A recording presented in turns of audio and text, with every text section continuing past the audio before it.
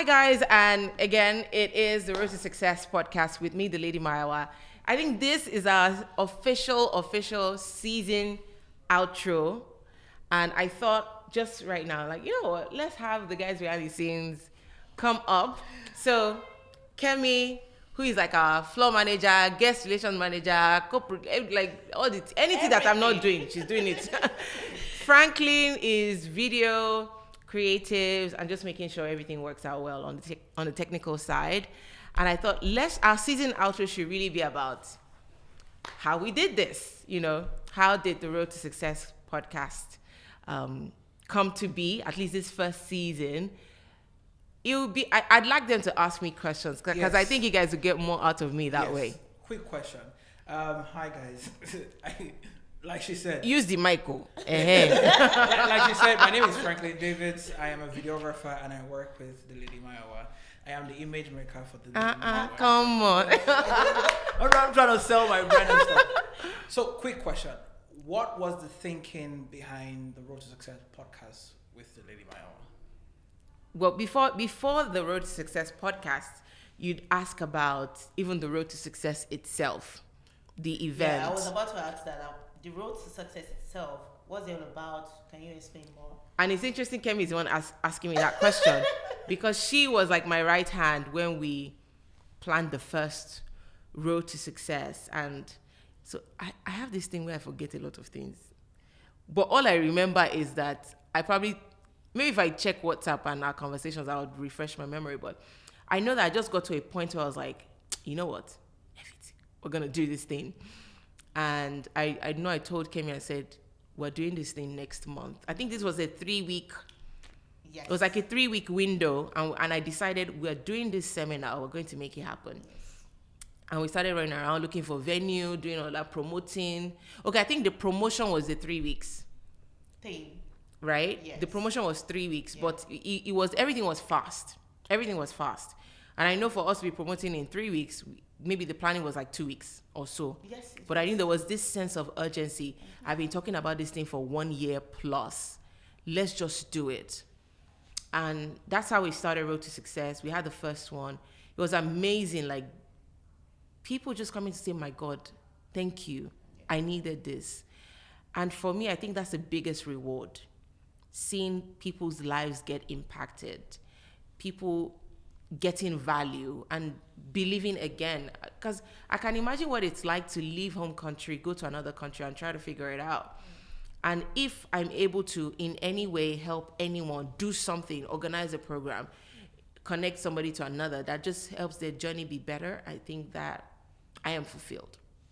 And that's how Road to Success happened. Yeah.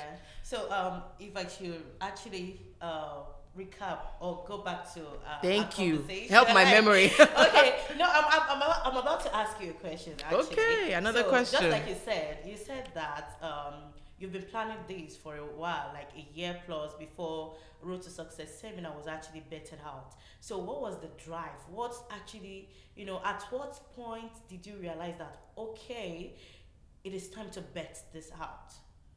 I think I got tired of talking about it. So talking about what exactly? The idea of we need a platform. How can we bring people together? I was looking for community, but it wasn't just community for community's sake. It was community where people come and learn, right? As I said in one of the episodes, the episode I think with patients, it was seeing a lot of people, young people who had come here, especially Nigerians, struggling and also talking negatively. And I understand it. There are challenges, especially if you're Nigerian. But still, if you can't say one thing and expect to experience another. True. So it was seeing people not seeing what I was seeing, right? It wasn't like I had my whole life figured out and I was making all the money I wanted to be making. But still, I saw something and I said, how can people see this thing? And I got tired of saying, we need it. And then it became, you know what? And I'm someone personally, anyone who knows me personally, they know that I don't like repeating myself. I know that. I don't like it. I don't like going in cycles and just no. Don't decide. Make a decision. You don't like what you're going through, decide. Or just keep short and locks in what you're going through. So to answer your question, it started from Road to Success seminar, but the original plan was not to have Road to Success podcast. Okay. I wanted a Lady May podcast. I wanted a conversations with, and that's what I actually started discussing with the guys at Loving Dubai. And when I wanted to do the podcast, now this would be my own first major platform. Remember, I tried YouTube. I tried to go serious with my YouTube. Yeah, it worked for a while until it didn't work again. And that's because I think I was trying to go solo with it. But that's not me. I cannot do that. Film yourself, edit yourself. It's not going to work. And I decided if I wanted to do a podcast, I felt like my brand had gotten to that point where I cannot be starting at the very bottom. Like, you start small, not a problem. But I wanted a look and feel. I had a standard in my mind that if I'm going to, the Lady May is going to start a platform on a podcast, show, whatever, it needed to get to a certain point. So I'd spoken to the guys at Loving Dubai, Richard. They had invited me before, so I have some relationship with them. The first conversation didn't really work out. I was looking for how to sort of collaborate with the Loving Dubai brand, but we hadn't seen how to make it work just yet. And this was early 2022. So this is my 2022 plan, actually manifesting. That was actually the question that I wanted to ask. Because I know that for the podcast, we had been talking about it for a while, for over a year. Yes, you say you don't like to just talk about stuff. You like to go. But we spoke about this podcast. Whether it's your podcast or whether it's the Road to Success podcast. We talked about podcasts. For a while. And even after a while, I think one of the days we were having a conversation and we came to a loggerhead and I was like, I'm not going to ask you again. And then one day you just woke up and just said, we're going to do it. And you called me and literally the next week we were filming. But hey, cut me some slack. Even though we had been talking about it for a while, we did take steps in January, which was when we started those short content that we were doing for the... And that was like, okay, let's start something and then we can ease our way into... And for me, because, and I'll tell you why we spoke about it for a long time. Listen, this thing needs money. I haven't figured out how I'm going to pay this. I'm going to pay these people. So for the standard that I wanted, yes, I know that you're a huge supporter of my brand and I really appreciate you for that. But I know that money is still going to be involved. Yes. And where will this money come out from? So all of you that think that I have all the money in this life, in this Dubai, guys.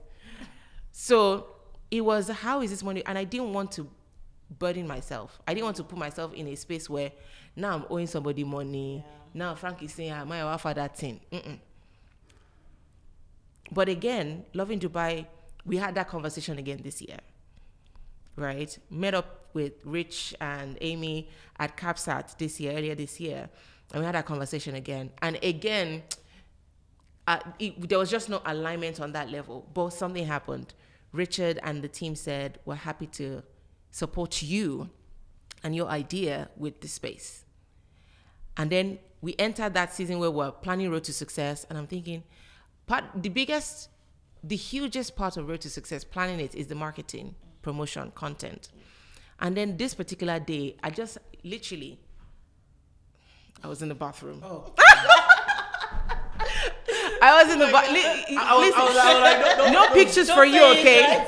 Like, no pictures for you. I know, I could be in the bathroom fully clothed. Please. Blood of Jesus. Oh my God. And literally the Holy Spirit, it literally was like connecting dots in my head. I kid you not. I was speaking in tongues with the excitement, like, let me not tell you how I don't do my speaking in tongues. But the Holy Spirit, he's deep, very deep. You will follow that anointing when you hear it. But it was a powerful moment when the Holy Spirit really connected the dots in my head and said, you will bring the speakers for Road to Success, and they will be the first set of guests for the podcast. And I saw how creating the podcast would ultimately feed into the event. I was super excited, and I was like, wow. There was still the money issue. There's still the money issue till now. But I feel like where God leads, and I've always said this, where God leads, God provides. And I couldn't pass up that opportunity with Loving Dubai. I told them I'm going to start filming in August. We didn't end up filming it. And I didn't I'm trying to protect a reputation here. You can't just be looking like someone doesn't have your stuff together. So I said, okay, we lost August. We can't lose out on September. And then when the Holy Spirit gave me that connection, I'm like, we're going to move on that energy. And I'm so glad that my schedule was open in such a way that we could do this. And I really appreciate both of you. I couldn't have done it without you guys. Not all the guests we have in season 1 are speakers at Road to Success, but I think that these are the people that are perfect and appointed and chosen for this first season. And we literally have had to just get it on the go. There's no, what's this? If you ask me, what's the vision and mission and statement, please don't ask me long thing. It's conversations. Even when guests, what's it about? What's the topic? Because I feel like, podcasts, they have like structure and all those. Yeah. Oh, Benny, don't ask me many questions. Just come and sit down and let's talk. Okay, so that actually takes me to the next question for you. So since we started this podcast, how's it been? How do you feel? I feel, there are moments in life where your confidence in yourself gets a boost. There are things that, and like Christian, one of our speakers said, he said, it's an inside job. And you have to find those moments in life that boost your energy. It's like your experiences with God. If you have an encounter with God today and he helps you out, he answers your prayer, he gives you something amazing, tomorrow when you face another situation, you can go back to that moment and say, he did it then, he will do it again. It is those moments, and this was that for me again. It was that, Maya, if you set your mind to do something, you can do it. You can do something awesome. You can do something beautiful. You can set a standard. As I said, I didn't want just, like I say, quick. I wanted a standard. And look at the space, the outfit. Shout out to Osalo Couture, who has been super supportive of the brand. It was the makeup, Oasis, MUA, making sure I'm slaying all the time. Listen, I don't look like this in my house, but there's a vibe I was going for, and I feel like what we've created, we can easily put on any TV anywhere in the world.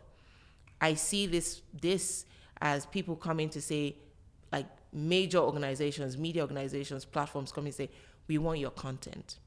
And I wanted something that was ready for that. You can't be aspiring, and you can't want greatness and not at least give you something to work with. You have to give me something to work with.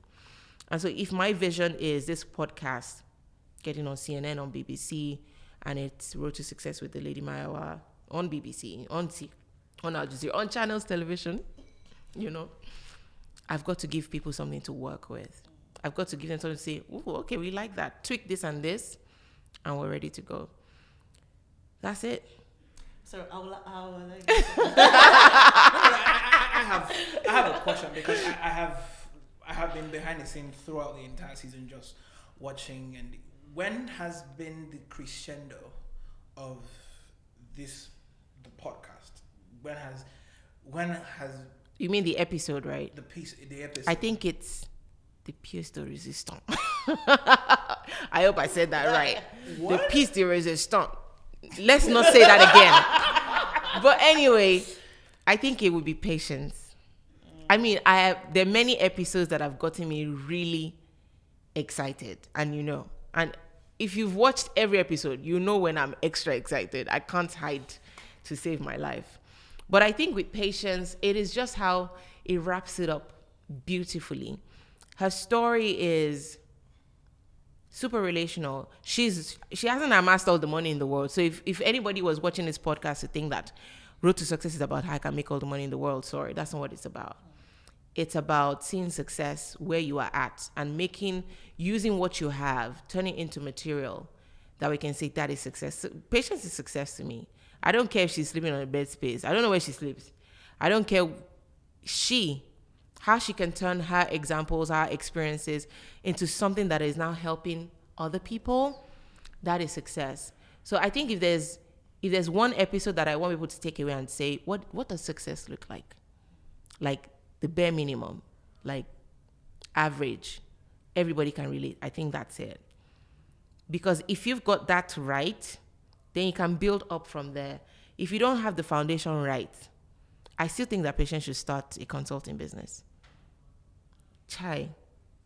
she's going to be like this. What? Because again, we're here filming and having the conversation. What is it about her that would stand her out when you look at it vis-a-vis other people? Because she's saying, I do not want to start a business because I don't want to turn into other people who are doing the same thing, who have knowledge and somehow And rip people off. And becoming monopoly of a sort. So what do you think will stand her out? Because what she's afraid If she does go into business, yes, because she'll go into it with a conscience. I agree. She will go into it with conscience, and I think we all need that, even with the road to essentially success. capitalism with a face. I'm just saying. He said it.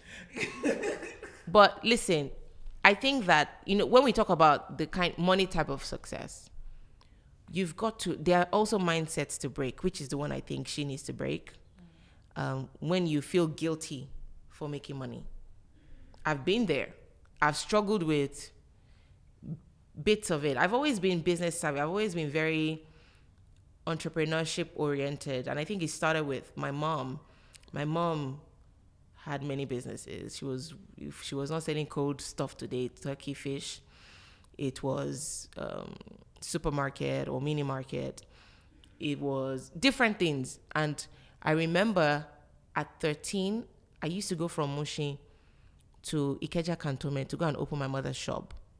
I would go by myself. We didn't sell fufu, sorry. And even if we did, listen, no, let me make you happy. It would be very interesting to see a really. I used to carry stuff on my, not used to. It wasn't like a regular thing, but I know that, and I used to do shakara. So when I was in secondary school, I think at 13, I think you're already in secondary school, right? Yes. I'll be worried if you're not in secondary school. And then my mom had a shop in Ikeja Cantonment. She had like a mini mart type of thing. And you'd go to buy bulk stuff in Mushi Market. And I remember there's one particular picture in my head of when we went to Mushi Market to go and buy all those bulk things. And I had to carry all those things on my head. Like, Mommy, why? A whole me. Did you not look at, see Lady May in the future? Anyway, but as you know, with me, I turn everything into a teachable moment. I see everything. I think those are part of the things we need to keep us grounded. That I carry stuff on my head for my mother with load going from Mushin to Oshodi. I love that. I love that I have that story. Yeah, you're turning into good luck, Jonathan. I was born without shoes. Excuse you. I was born with shoes. I was born with shoes.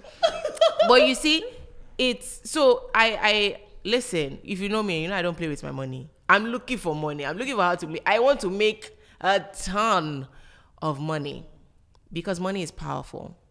And if anybody wants that kind of success, which is the money type, you also need to break certain things from your mind that will help you make money. But do it with a conscience at the end of the day.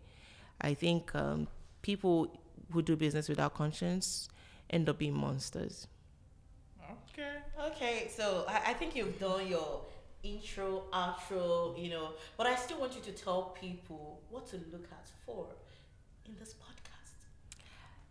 Look out for just a diverse range of conversations. I love how it is mixed. If anybody was coming up here and say, road to success, then she's going to have all the rich people in Dubai on that. That's not what we're doing here. It is, if there's one moment I always have in my head is when I ask, what is success to you? And they go, that is very pregnant. And I think it's a question everybody needs to ask themselves. Like, we all want to be successful, right? Mm-hmm. But if you check it, we've all been pursuing success like the common type, the one that media portrays, which is money, houses, travel. Travel is right. social media era. We've all been somehow pursuing just that. We never paused to ask ourselves, what actually does success look like to me? Who is that person that I say, okay, this person looks like this kind of success I'm gunning for? Because when we do that, then we live better every day. You find people who are very dissatisfied with their lives. It's because they're pursuing another person's picture of something and not the one they've set for themselves. Not everybody in life will be super rich. Not everybody on earth will be super popular. No. And imagine a world where everybody's like, that's not how it works. But you can be satisfied. You can make the money that you need. And another thing is, and I learned this recently, your generation may not be the one to do it. Like, it might not be you. It might be your third, fourth, and then some Elon Musk type dude shows up, or girl shows up in your bloodline.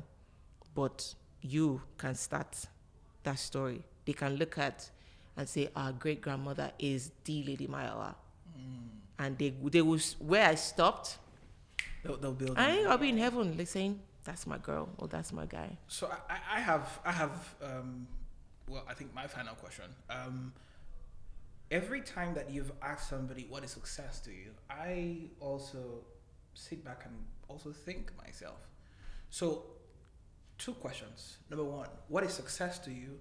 Number 2, who epitomized a symbol of what success is first in your own personal life? I should have prepared myself for this day. Oh my God.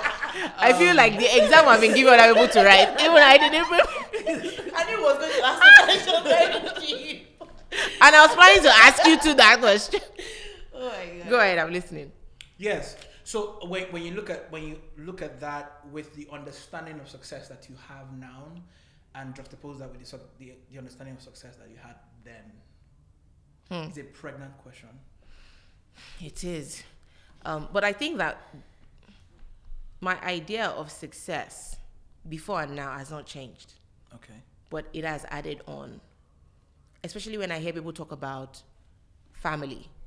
When they link success to family. Because ultimately, all this stress that we're putting ourselves through, family really is the heart of it. And I think many times we do not pay attention to what matters the most.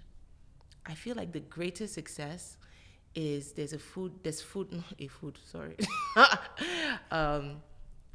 need to cut. That happens to everybody. That happens to everybody. It happens to the best of us. Anyway, you've got food on your table. There's love in your heart. And people to share of like the food and that love. People to share with regularly. I think that is my perfect image of success. That's interesting. Whether you were in a 1-bedroom or a mansion. But please try for the mansion, by the way. But, success is not a destination. And I think anybody who's thinking of success as a destination, they're wasting life. Because then you get there and you find out that you've lost out so much. Your kids are now grown up. They don't really like you. You don't have a relationship with them. And so you were deceiving yourself thinking you want to make all the money so that your children will be okay. But now you have all the money, but you don't have the children. And then you live your life, hopefully not bitter and in regret. That makes sense. Success is where you literally are at if you have the right perspective. And we need to give ourselves time. How much time? Time. Time. It's just give yourself. So you read scripture about people who were prophesying about Jesus. Yeah. Prophesy with such passion. They live their life on that. A Messiah is coming. Like everything about them was built on this idea that some Messiah, and many of them didn't even see the Messiah with their eyes. Did they fail? No. So when you ask me about how much time, think of it in that sense. Is that we are working towards something, but where we are at is also where we are going to. Success is where you are at and where you are going to. That makes sense. Oh, so what is success to me? I think I already answered. Yeah. The first person that I think, I've never really thought about it. I'm tempted to say my dad and my mom. So I'd say my dad and my mom. I've actually never, the question I'm asking you, I actually never really sat down to ask myself, say, who is our first person that was the image of success? But you also agree that the first person would eventually frame your idea of what success is? That's why I said I don't want to say my dad. Oh shit, daddy. No, don't. Now you see this. This is how media is powerful, and now people. You see why media is so powerful, because you literally just took something out of context, not intentionally, and then people will run with that headline and say she doesn't want her father to be. Now let me put and that's why I always wait for the context, please, people. I think that as a child, I've always been ambitious as a child. My father used to call me Miss Elegant. And listen, if you looked at my surroundings, well, like the house we lived in and all that, you would think that I shouldn't have the self-esteem that I have. I won't say shouldn't, but some people might not have the self-esteem that I have because they look at what is around them. Or maybe their father didn't have the best cars. I literally have had that Lady May thing from forever. And I think that it's a gift. I think God put it there. I think that I've always seen beyond where I'm at. I have such a powerful image of who I am. And I know I'm on a journey to get to that woman, that picture. So I've never seen myself in where I'm at. I could literally be living in the best place, fam. I would still be like this. I don't. But even if I did, I would still be this person. I would still be this ambitious, this visionary, this inspiring. Because I have seen an image of who I am. And so my father and my mother weren't that. So actually, it might sound conceited, but I think I am that answer.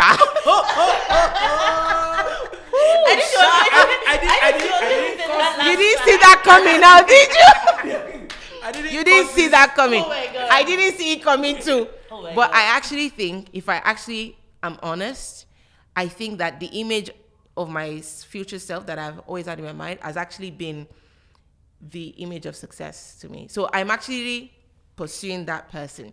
But there are other people that I've come across and I'll be like, ooh, that is powerful, like Oprah. Yeah. There was a day, I remember very vividly, I was attending an event at Expo 2020, and I can't even remember, I always think, I'm always in my head. And for some reason, I thought about Oprah and how she's like one of the most powerful Black women in the world and rich and blah, blah. And there was just this powerful, intense desire and almost like a knowing that I'm going to be more powerful and richer than this woman. Like, it's, you know, when you feel like one angel passed by, that's how I felt. And but that's just a branch, by the way. Ultimately, I'm pursuing me. You know, something interesting happened this morning on my way to film. I was feeling myself, and I'm still feeling myself. Like the makeup, the clothing, I love it. Please don't say it's giving. It's giving. It is giving. But I took a picture and I posted in my WhatsApp stories, and my father responded and he replied and said, "The face of success." I think that's the most profound thing my father has ever said to me. You want to cry? No, I'm not crying. Tissue, please. I'm not crying, sorry. I think that was such a stamp of validation and approval. I feel like that was a pronouncement and a prophecy. Oh my God. I'm not gonna do that. Please let me the tea. Listen, backstory. We have been looking for people to cry on this podcast. We have been looking for people to cry on the podcast, but looks like, who was the first person? Tonya. Tonya. He didn't cry. He but didn't he get got there. missed it, yeah. You I know we're on the same level. We almost. Well, we. Oh, you did it. But I think that was such. I screen grabbed it, and I'm going to, I don't know, frame it up and do kind of crazy stuff like that. But that was so beautiful too, for him to say that. So now on to you guys. Ask her first. Kemi,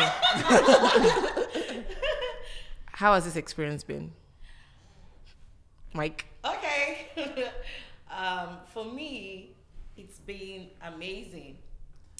This is something I've been doing back home to be production assistant and all of that. So It brought back memories, and it's like, oh my god, I miss this.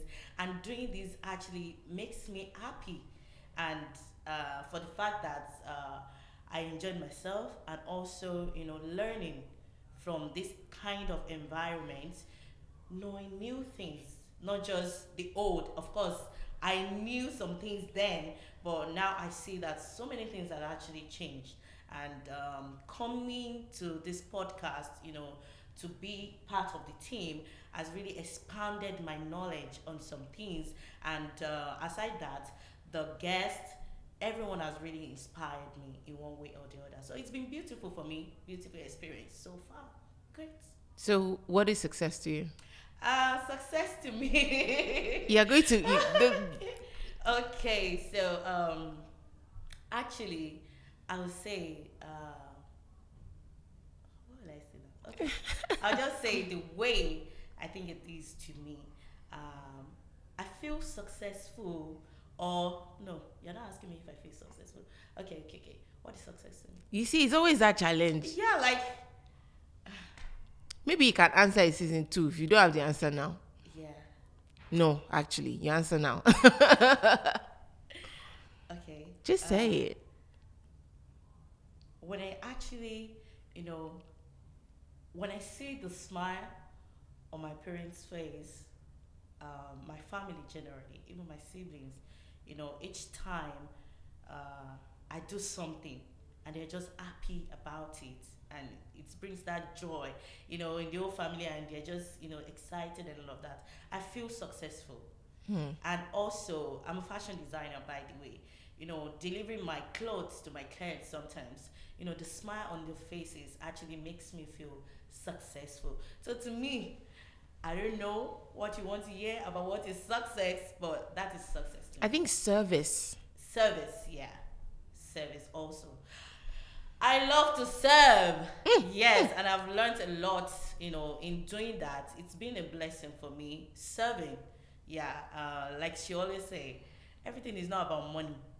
Sometimes in that service, you get connected, you get things you can actually get with money. So I've learned that, and it's amazing. My God. What's that? No, they are not. This conversation uncensored, beginning to the end. If you go and put your family secret here. You mean like you did? Which family secret did I put There's there? no secret. Which family secret? Rewind, guys. Okay, go and look for the family secret. My idea of success is you set out to do something, and then you get to do it, and then it has a boomerang effect on the people who matter the most to you. That is my idea of success. In the past 7 years, my idea of when I feel most successful is when I'm able to provide for my family. It's the center, is a center point. Jesus is is a center point for me. When I'm able to, we need to be able to do this, or we need to be able to travel, and you're able to afford to do that. That when I was much younger, my dream was to be one of the newscasters on CNN, because I studied journalism, and I worked in the broadcast media space for a while, for a long time actually. But as I grew up in my 30s, it became a lot more about family. Just being able to provide for what my kids need, or being able to do whatever it is that I need to do for the people that I love. It's the most important to me, and I think it's what frames my man until today. It's what keeps me grounded with everything. So it was very interesting to just find out that every other person who came on the podcast, for most of them who are very, very self-aware, family was at the center of their entire definition of success. And then it just made me realize, okay, so at the end of the day, you're right. That is what matters most, right? You can decide that, you want to go to Bahamas, or you want to be traveling and living an influencer lifestyle, which is not bad to live. But at the end of the day, the people who matter most to you, do they feel does that success that you have, does it reach them? Does it resonate with them? Do they have a better life because you existed and stuff like that? As for the first person who first epitomized success for me, was my mom. My mom had me at a really, really tender age. She was in her early teens when she had me. Of course, that meant that she didn't go to school. But before she died in 2015 of breast cancer, she was able to get a degree in her late 40s, which tells me at the end of the day that you could do anything at any point in time, right? You don't need to wait for a period of time for you to, you can actually start today. And there's this guy on Instagram, Salem King or something. He's always talking about procrastination and stuff. You said you were going to do on the first of the month. First came, you did not do it. You said, okay, we'll wait for another first of the month. And it's like that. So you can start at any time. So my mother, well, of course, in my media career, the first person who was an idea of success for me was this guy who died, Larry King. That because that's what I wanted to do with myself. Like be the OG. Yeah, he was really powerful. Had a tremendous broadcasting career. Was able to have conversations with diverse people, and he was it for me. Of course, you have Tyler Perry and the rest of the guys who are able to just tell the story. Right now in my life, that is just all I want to do: tell stories. And awesome. That's what I'm doing. Again, I'd just like to thank you guys. It's a pleasure. I'd like to thank you guys again publicly. Really, really, really appreciate you from the bottom of my heart. And when that money comes, but you know now. I know. Thank you too. When the money comes, we're gonna spend this money.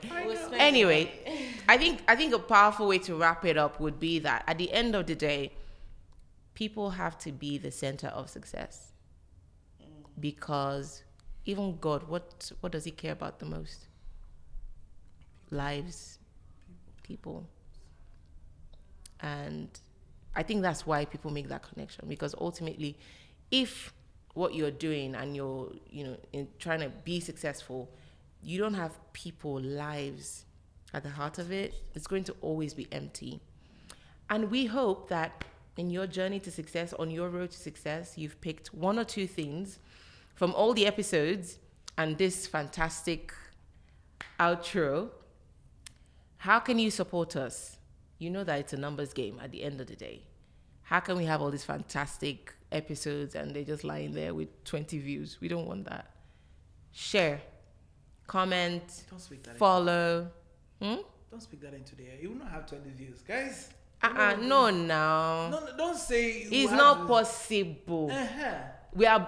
Well, I already said CNN. So, as in, if you don't like us now, you will like us later. So, like, what are we even talking about here? But you guys know, this is how you support us.